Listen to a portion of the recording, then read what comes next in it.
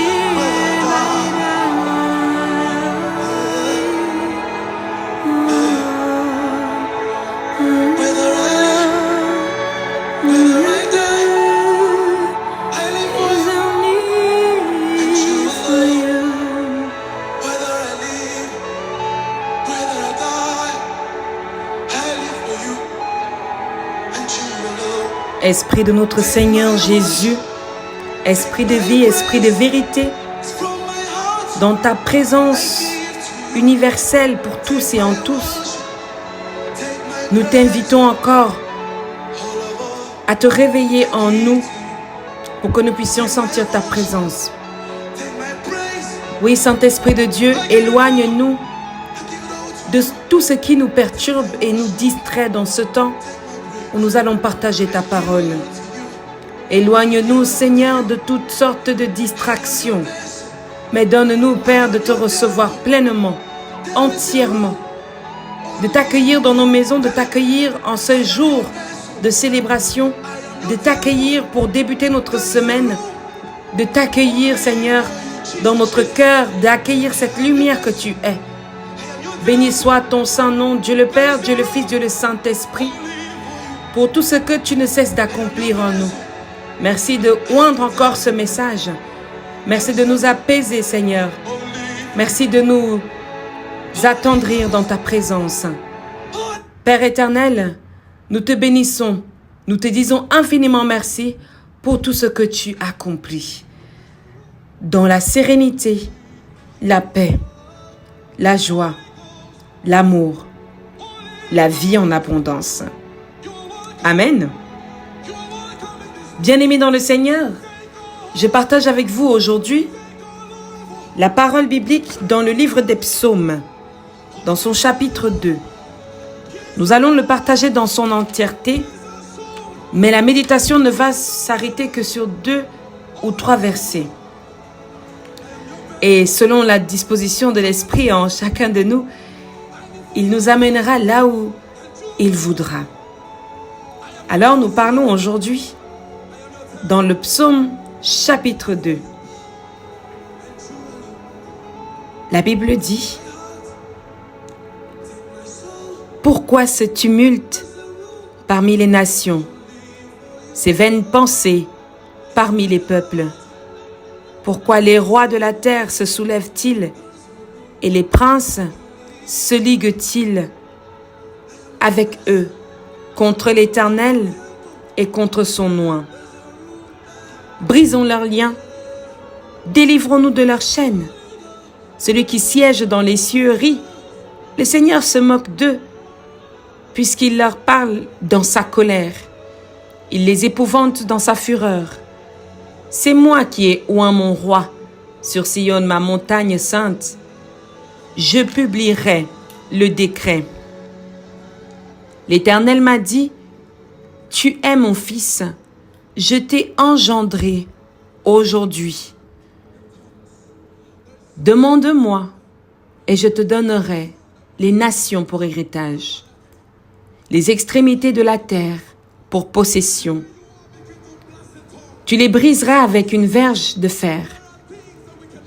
Tu les briseras comme le vase d'un potier. Et maintenant, roi, conduisez-vous avec sagesse. Juge de la terre, recevez instruction. Servez l'Éternel avec crainte et réjouissez-vous avec tremblement. Baisez le fils de peur qu'il ne s'irrite et que vous ne périssiez dans votre voie. Car sa colère est prompte à s'enflammer. Heureux tous ceux qui se confient en lui. Parole du Seigneur, nous rendons grâce à Dieu. Bien-aimés, dans le Seigneur, le texte que nous venons de partager aujourd'hui dans le livre des Psaumes en son chapitre 2, très brièvement, nous allons parler du contexte avant d'entrer dans la parole d'aujourd'hui. Déjà, le psaume chapitre 2 est attribué à l'auteur du roi David, à l'auteur David, le roi. Bien que son auteur ne soit pas directement mentionné dans le texte. Ce psaume aurait été utilisé lors du sacre d'un roi à Jérusalem, probablement un roi de la lignée de David. Sion, que nous retrouvons dans le verset 6, est une colline à Jérusalem et symbole de la ville de Dieu, la capitale spirituelle du royaume. Alléluia! Lorsque nous avons ces deux éléments, permettez-moi maintenant d'entrer avec vous dans la parole de Dieu. Le verset qui commence dans le verset 1, justement, le premier mot qui m'interpelle, c'est pourquoi. Pourquoi? Au courant de cette semaine, je me suis posé cette question du pourquoi. Pourquoi les choses se passent ainsi? Pourquoi les choses vont de ce sens-là? Pourquoi les gens ne comprennent pas? Pourquoi est-ce que nous ne nous en sortons pas? Pourquoi est-ce que les difficultés montent et descendent dans nos vies? Pourquoi? Et cette question, on ne se la pose pas parce qu'on est faible. On ne se la pose pas parce qu'on n'a pas de solution. Au contraire, on commence à se poser ce type de questions quand on est à la recherche d'une solution.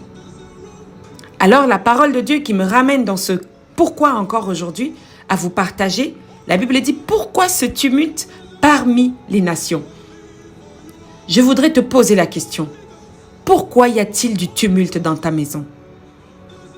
Pourquoi y a-t-il tumulte dans ton foyer? Pourquoi y a-t-il tumulte dans ta famille, dans ton ministère?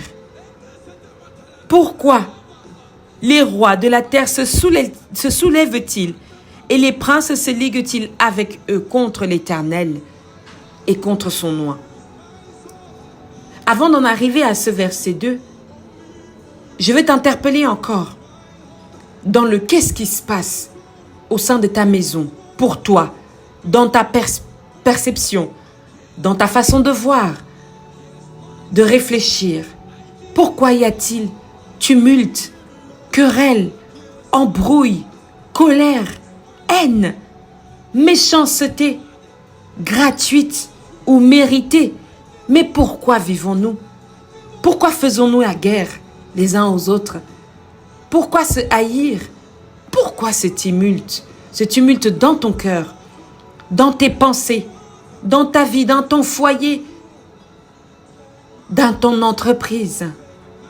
Tu constates qu'il y a des petites choses, des étincelles, des dérangements, des instabilités, des manifestations. Et peut-être que tu es assis avec moi et nous nous posons ensemble cette question du pourquoi. Eh bien, Dieu aussi s'est posé cette question du pourquoi. Pourquoi est-ce que le peuple s'agite? Pourquoi est-ce que le monde s'agite? Et dans le verset 2, il se ligue contre l'Éternel et contre son oint. Ma question est pourquoi comploter sans raison valable contre Dieu? C'est ce que Dieu va reprocher à ce peuple, à ses destinataires dans ce psaume chapitre 2. À travers la bouche de son auteur, à travers la bouche de David. Poser la question, pourquoi y a-t-il complot, agitation au sein des miens? Et qu'ils ne le font pas contre l'ennemi, ils le font contre Dieu. Je ne sais pas ce que tu peux être en train de traverser en ce moment. Beaucoup de choses peuvent te traverser le cœur et l'esprit en ce moment. Beaucoup de choses peuvent agiter tes pensées, perturber ou persécuter même ton être, où tu t'en vas te réfugier dans la dépression, dans la colère, dans l'agitation, dans les excès. Et tu te fâches, tu t'agites contre le Seigneur parce que tu trouves qu'il n'est pas juste, qu'il laisse autant de temps, parce que tu trouves qu'il n'est pas juste, qu'il laisse autant les choses se passer comme elles se passent aujourd'hui. Je veux t'interpeller ce matin, bien-aimé dans le Seigneur, en te posant cette question. Contre qui es-tu en train de te battre? Contre qui es-tu en train de te battre? Quand je te pose cette question, je regarde ce peuple qui s'agite et qui commence à dire dans le verset 3, « Brisons leurs liens, délivrons-nous de leurs chaînes. » Briser les liens et se délivrer des chaînes de Dieu ou de la connexion que nous avons avec Dieu, c'est une façon de rejeter l'autorité divine de Dieu. comme si elle nous empêchait d'être libres, comme si elle nous empêchait d'exister, comme si elle nous empêchait d'être nous-mêmes. Ici, nous avons un peuple qui est en colère, un peuple qui est révolté. Les puissants de ce monde se révoltent contre Dieu et contre son loin. Loin ici, c'est-à-dire le roi que Dieu a choisi. Ce roi peut être vu comme David, mais ce roi peut être aussi vu comme Jésus, le Messie, le victorieux, celui qui apporte la bonne nouvelle. Et les rois, les connaisseurs, les forces et les puissances de ce monde se liguent contre l'Éternel et contre son nom. Sauf que ce n'est plus seulement l'ennemi qui se ligue contre l'Éternel. Je ressens la colère des chrétiens qui se liguent contre l'Éternel, qui rejettent l'Éternel, qui rejettent sa parole, qui rejettent sa présence, qui n'ont plus le temps de prier parce qu'ils trouvent que Dieu ne les a pas exaucés, qui n'ont plus le temps de se rapprocher de l'église parce qu'ils trouvent qu'il n'y a plus rien à faire dans l'église, qui n'ont plus le temps d'être dans une connexion et dans une relation avec Dieu parce qu'ils trouvent que Dieu prend trop de temps à répondre à leurs questions. Alors, à force de ne pas entendre la voix de Dieu, à force de ne pas recevoir la présence de Dieu, nous consolidons notre barrière d'orgueil et nous construisons sur la colère et l'agitation. Pourquoi ce tumulte en ton cœur? Pourquoi cette agitation au milieu des chrétiens, des croyants, des serviteurs de Dieu? Parfois, l'ennemi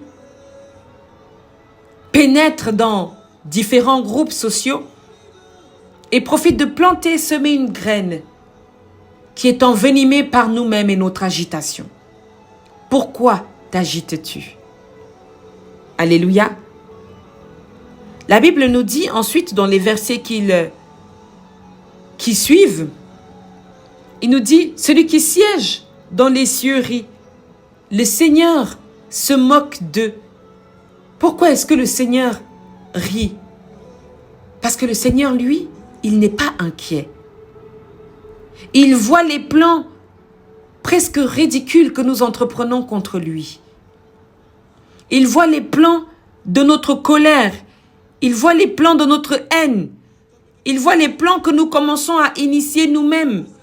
Nous allons nous séparer. Nous allons chacun partir de son côté. Nous allons chacun faire son ministère de son côté, etc. Nous cultivons le schisme. Nous cultivons l'individualisme. Nous cultivons quelque chose qui fait rire l'Éternel dans notre ridicule. Alors que l'Éternel, lui, a déjà un plan. A déjà un plan. Le message que je me permets de vous partager aujourd'hui, bien-aimés, est un message où les autorités de ce monde se préparent à combattre celui qui vient, Jésus.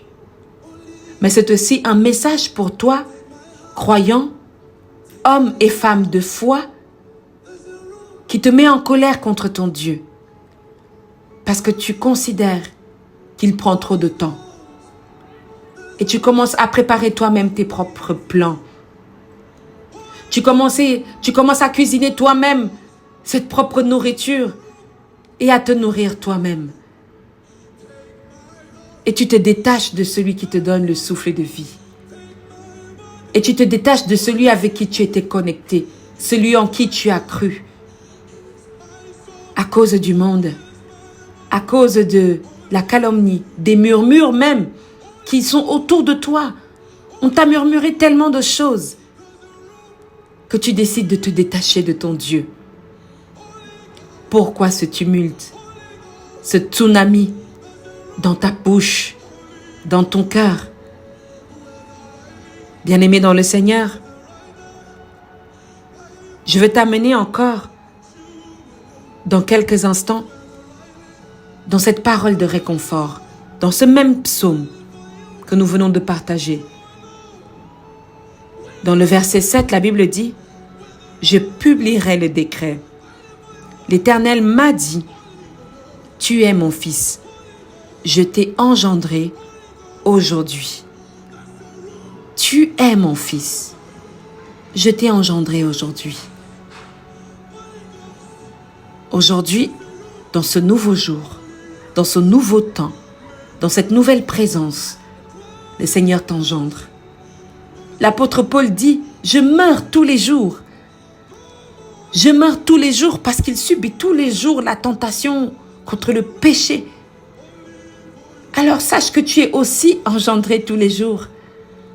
Parce que tous les jours est une nouvelle possibilité pour Dieu de s'accomplir dans ta vie. Aujourd'hui, je t'ai engendré. Demande-moi et je te donnerai les nations pour héritage. Le livre de Jacques nous dit, si vous demandez et que vous ne recevez pas, c'est parce que vous demandez mal. Demande à l'Éternel. Change de manière de lui demander. Mais calme le tumulte que tu soulèves dans ton cœur. Calme l'agitation que tu nourris dans ton cœur. Et que l'ennemi prend soin de venir attiser en toi. Apaise ce cœur qui est tant agité. Et commence à confesser que chaque jour où tu meurs parce que les circonstances de la vie sont difficiles, l'Éternel t'engendre également en esprit. Alléluia. Amen. Bien-aimés dans le Seigneur, je vais prier pour que l'Éternel prenne soin de votre semaine, pour qu'il agisse, pour qu'il se manifeste, que tu puisses le ressentir et l'entendre. Encore dans cette nouvelle semaine, avec le ministère de la clinique spirituelle, nous prions. Éternel Dieu Tout-Puissant, gloire et honneur te soient rendus, Seigneur, d'éternité en éternité. Tu es un Dieu merveilleux, tu es un Dieu formidable. Tu es ce Dieu qui sait prendre soin de ton peuple. Tu es ce Dieu qui sait nous aimer, qui sait nous surprendre avec de belles choses. Éternel, c'est ce Dieu-là que nous acclamons aujourd'hui. Un Dieu de joie, un Dieu de libération, un Dieu de vie, un Dieu de vie, un Dieu de vie. Seigneur, merci pour la paix que tu installes dans nos cœurs. Merci pour la tempête apaisée dans nos cœurs. Merci pour les tumultes qui sont chassés loin de notre maison, chassés loin de nos foyers, chassés loin de nos ministères, chassés loin de nos familles dans le nom de Jésus. Merci Seigneur, parce que tu as vu les plans que nous avions et tu as vu à quel point ils étaient mauvais. Et tu nous ramènes ce matin à toi. Tu nous ramènes ce matin dans l'interpellation de ne pas prendre la route que tu n'as pas dressée pour nous. Merci Seigneur, parce que c'est parce que tu nous aimes que tu nous ramènes vers toi, que tu nous interpelles ce matin. Merci Seigneur pour un homme que tu bénis ce matin. Merci Seigneur pour un ministère auquel tu accordes grâce Seigneur ce matin. Merci pour l'ouvrage des mains de tes enfants que tu bénis ce matin. Gloire et honneur te soient rendus au siècle des siècles parce que tu es Dieu. Merci Seigneur pour tout ce que tu fais aujourd'hui, demain et pour des siècles et des siècles. Alléluia, alléluia, alléluia, amen, amen. Bien-aimés dans le Seigneur, je vous souhaite de passer une excellente semaine dans le ministère de la clinique spirituelle. Que l'Esprit Saint de Dieu vous conduise, vous protège et vous précède en toutes choses. Nous bénissons la parole qui nous a été déposée aujourd'hui et nous prions pour le ministère de la clinique spirituelle et tous ses intervenants afin que la semaine qui commence pour chacun d'entre nous soit une semaine de témoignage. Amen.